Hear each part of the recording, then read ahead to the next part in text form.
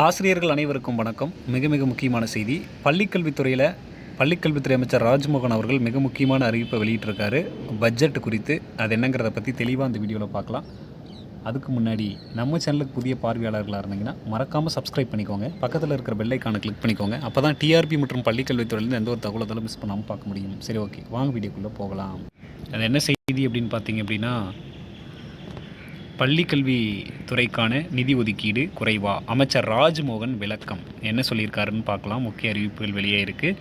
தமிழ்நாடு சட்டமன்ற பேரவையில் தமிழ்நாடு அரசின் 2026 to 2027 ஆண்டிற்கான தமிழ்நாடு சட்டமன்ற பேரவையில் தமிழ்நாடு அரசின் 2026 to 2027 ஆண்டிற்கான திருத்திய நிதிநிலை அறிக்கையை நிதி திட்டம் மற்றும் வளர்ச்சித்துறை அமைச்சர் மரிய வில்சன் 5/8/2026 தாக்கல் செய்தார்.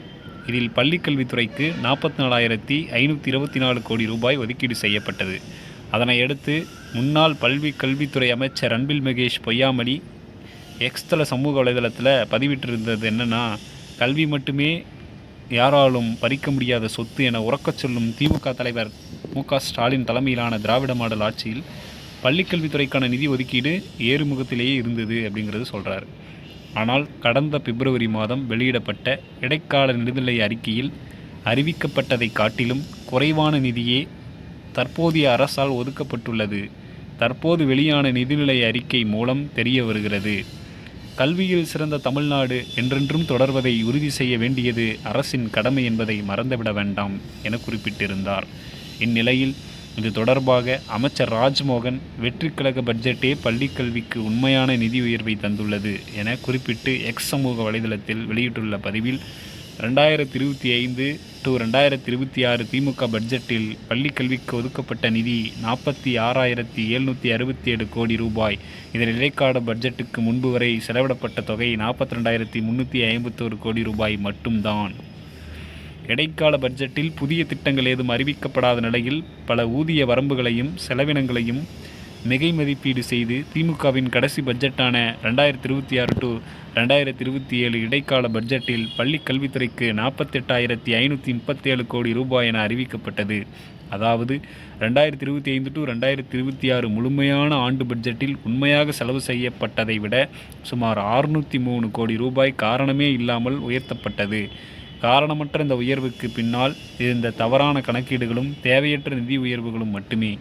வெற்றிக்கழக ஆட்சி அமைந்ததும் அதை முறையாக சரி செய்து காரணமற்ற நிதி உயர்வுகளை குறைத்து 2025 to 2026 திமுக பட்ஜெட்டில் உயர்கல்வித்துறைக்கு செலவிடப்பட்டதை விட சுமார் 2,176 கோடி ரூபாய் கூடுதலாக ஒதுக்கீடு செய்யப்பட்டுள்ளது. இதுகுறித்து நிதித்துறை செயலாளர் தெளிவான விளக்கம் அளித்துள்ளார். வெற்றிக்கழக அரசால் ஒதுக்கப்பட்டுள்ள இந்த 44,527 கோடி ரூபாயை முதலமைச்சர் விஜயின் வழிகாட்டுதல் படி திறம்பட கையாண்டு முழுமையான பலன்கள் மாணவர்களையும் ஆசிரியர்களையும் பள்ளிக்கல்வி நிர்வாகத்தையும் சென்று சேரும் வகையில் நடவடிக்கைகள் எடுக்கப்படும். இது உண்மையான கூடுதல் ஒதுக்கீடு பள்ளிக்கல்வித்துறையின் மேன்மையான லட்சியங்களை முழுமையாக நிறைவேற்றும் எனவும் அவர் குறிப்பிட்டு பேசியிருக்கிறாரு. அதாவது திமுகவோட பட்ஜெட்டை விட நாங்கள் நல்லா சிறப்பான முறையில் தான் பட்ஜெட் ஒதுக்கியிருக்கிறோம் அப்படிங்கிறது சொல்லியிருக்காரு. அதே மாதிரி திமுக இடைக்கால பட்ஜெட்டை தாக்கல் பண்ணிச்சு.